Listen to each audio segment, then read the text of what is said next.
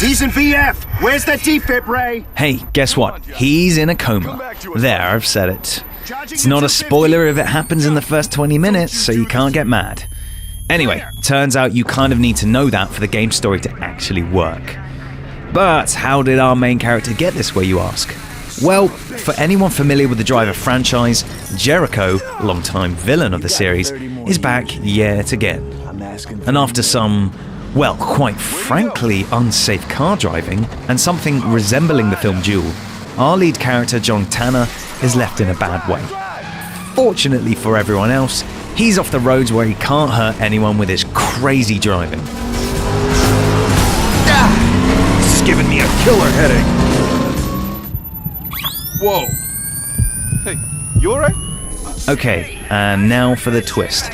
He doesn't think he's in a coma. To him, the accident has left him with a new power, the power to move into any vehicle he desires. And this power is called, yeah, quite obviously, shifting. Where the hell? It's fair to say that this shift mechanic feels a little gimmicky at first. Even the characters have a hard time grasping what's going on. Thankfully though, when you're able to select which missions you want, shifting really comes into its own. After just a few goes, you'll be coming up with some creative uses with it. Take a standard race for example. You don't have to drive around like an average chump. No you don't. Let's say the leader is so far ahead and catching him is going to be a monumental, if not impossible task. Well, try shifting into a car heading in the opposite direction and plow straight on into them.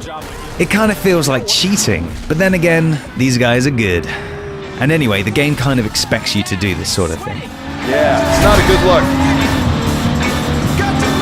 The ability to shift from car to car, on top of all the driving itself, makes Driver San Francisco feel like a new experience.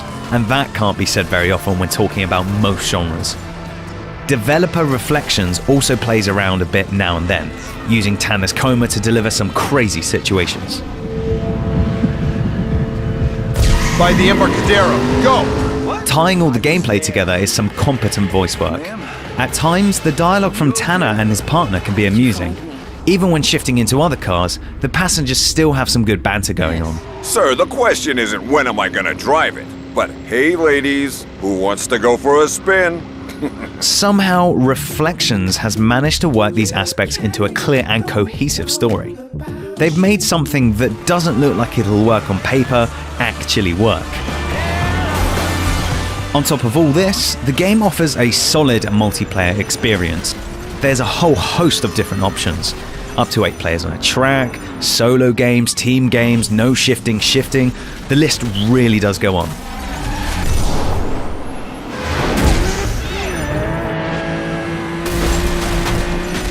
There are also some awesome features in Driver. Firstly, it's massive, mapping over 200 miles of San Francisco tarmac. Pretty impressive.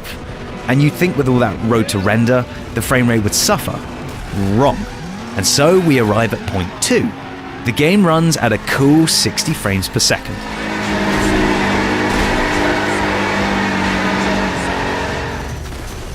You know, Driver San Francisco could have been a one-trick pony. Fortunately, it's managed to use that trick in a clever and interesting way. It ensures the driving gameplay never becomes tiresome or generic. Once you get over the slightly silly coma gameplay mechanic, you'll have a lot of fun with what Reflections has delivered. The development team quite literally takes the open world driving genre to new heights. Come on, baby, the